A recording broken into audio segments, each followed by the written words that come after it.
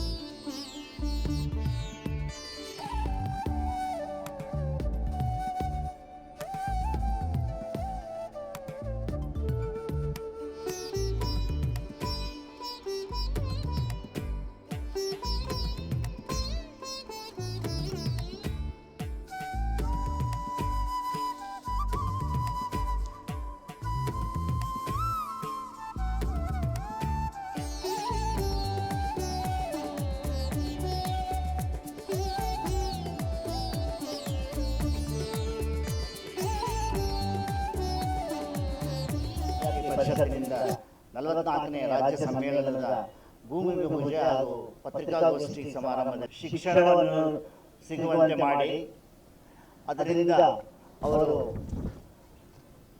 ಒಂದು ಯುವ ಶಕ್ತಿಯಾಗಿ ರೂಪುಗೊಂಡು ನಮ್ಮ ವಿವೇಕಾನಂದರು ಸ್ವಾಮಿ ವಿವೇಕಾನಂದರು ಏನು ಹೇಳಿದ್ರು ಯುವ ಶಕ್ತಿ ಅಂತ, ಯುವ ಶಕ್ತಿ ರಾಷ್ಟ್ರಶಕ್ತಿ ಅಂತ ಏನು ಹೇಳಿದ್ರು ಹಾಗೆ ಅವರೊಂದು ರೂಪುಗೊಂಡು ಅವರು ಪ್ರಜ್ಞಾವಂತ ಪ್ರಜೆಗಳಾಗಿ ನಾಗರಿಕರಾಗಿ ಬೆಳೆದು ರಾಷ್ಟ್ರ ನಿರ್ಮಾಣದಲ್ಲಿ ತಮ್ಮನ್ನು ತಾವು ತೊಡಗಿಸಿಕೊಳ್ಳುವಂತಹ ಒಂದು ವ್ಯವಸ್ಥೆ ನಿರ್ಮಾಣದ ಅಗತ್ಯ ಇವತ್ತು ತುಂಬಾ ಇದೆ. ಈ ಹಿನ್ನೆಲೆಯಲ್ಲಿ ನಮ್ಮ ಅಖಿಲ ಭಾರತೀಯ ವಿದ್ಯಾರ್ಥಿ ಪರಿಷತ್ನ 44ನೇ ಪ್ರಾಂತ ಸಮ್ಮೇಳನ 20-25ನೇ ಜನವರಿ 31 ಫೆಬ್ರವರಿ 1-2ರಂದು ಮಲೆನಾಡಿನ ತೊಟ್ಟಲು ಸಹ್ಯಾದ್ರಿಯ ಪರ್ವತ ಶ್ರೇಣಿಯ ತಪ್ಪಲಿನಲ್ಲಿ ನಡೆಯಲಿದೆ. ಇದರಲ್ಲಿ ಈ ವಿಷಯದ ಬಗ್ಗೆ ಅನೇಕ ವಿಚಾರ ಮಂಥನಗಳನ್ನು ನಡೆಸಲಿದ್ದೇವೆ. ಅದರಲ್ಲಿ ಅನೇಕ ಗಣ್ಯರು ಭಾಗವಹಿಸ್ತಾ ಇದ್ದಾರೆ.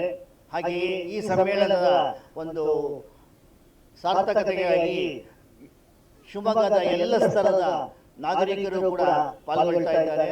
ಅಡ್ವೊಕೇಟ್ಸ್ ಇರ್ಬೋದು, ಡಾಕ್ಟರ್ಸ್ ಇರ್ಬೋದು, ಕೈಗಾರಿಕೋದ್ಯಮಿಗಳಿರ್ಬೋದು, ಶಿಕ್ಷಣ ತಜ್ಞರಿರ್ಬೋದು, ಹೀಗೆ ಎಲ್ಲ ಇದರಿಂದ ಸ್ತರಗಳಿಂದ ನಮಗೆ ಎಲ್ಲರೂ ಪಾಲ್ಗೊಳ್ತಾ ಇದ್ದಾರೆ. ಇದರಿಂದ ಈ ಸಮ್ಮೇಳನದಲ್ಲಿ 1200ರಿಂದ 1300 ಜನ ವಿದ್ಯಾರ್ಥಿಗಳು ಮತ್ತು ಅಧ್ಯಾಪಕರುಗಳು ಭಾಗವಹಿಸ್ತಾ ಇದ್ದಾರೆ.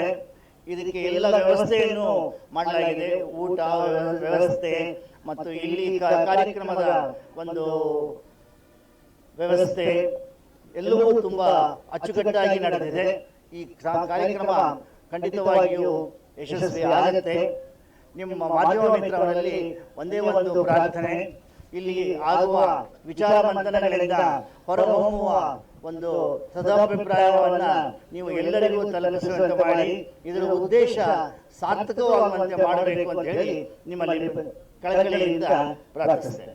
1200-1300 ಜನ ವಿದ್ಯಾರ್ಥಿಗಳು ಜಿಲ್ಲೆಯ ತಾಲೂಕಿನ ಮೂಲೆಗಳಿಂದ ಬೇರೆ ಬೇರೆ ಸ್ಥಾನಗಳಿಂದ ನಮ್ಮ ಶಿವಮೊಗ್ಗಕ್ಕೆ ಆಗಮಿಸ್ತಾರೆ. ರಾಷ್ಟ್ರಶಕ್ತಿಯಾಗಬೇಕು ಅನ್ನುವಂತಹ ಧ್ಯೇಯವನ್ನ ಇಟ್ಟುಕೊಂಡು ಶಿಕ್ಷಣ ಕ್ಷೇತ್ರದಲ್ಲಿ ರಾಷ್ಟ್ರೀಯತೆಯ ಅಗತ್ಯತೆ